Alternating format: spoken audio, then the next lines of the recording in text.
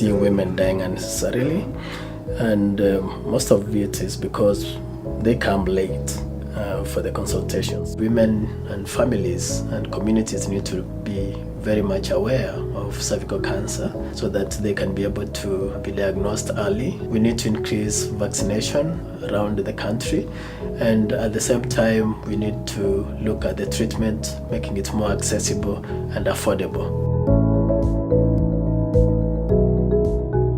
HIV-positive women are 5 times more likely to develop cervical cancer. We spend billions of dollars a year to identify and treat women with antiretroviral therapy. We should spend a few more dollars to screen them and ensure they don't die of cervical cancer. What we see from our setup is to understand what treatment methods we should use, and therefore it will now inform HIV programs throughout the world, especially in low to middle income countries, how they can now set up maybe similar programs in their own HIV clinics. And by doing that, we think we can really treat quite a number of women and really make a substantial impact in preventing cervical cancer.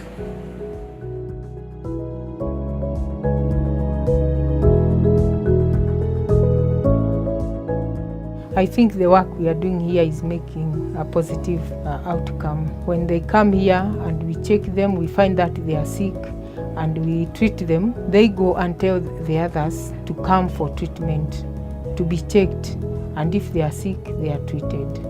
We continue checking them whether they are healed, and we find that they are fine. So we are happy. And when they find that they are well now, they continue passing the message to other people to come to hospital. So we are happy with the work. In countries like Kenya, we can see that the impact of cervical cancer goes beyond the woman herself and affects their families. And yet cervical cancer is a treatable and highly preventable form of cancer. So the best way to eliminate cervical cancer is to ensure that girls are vaccinated. So beyond the vaccine, for us to beat cervical cancer, we need to also ensure that we are doing screening. The next big thing is to ensure that we have continuous screening of women. One of the key things we see as being a success is that as we implement the vaccine, we introduce what we call the mother-girl pair.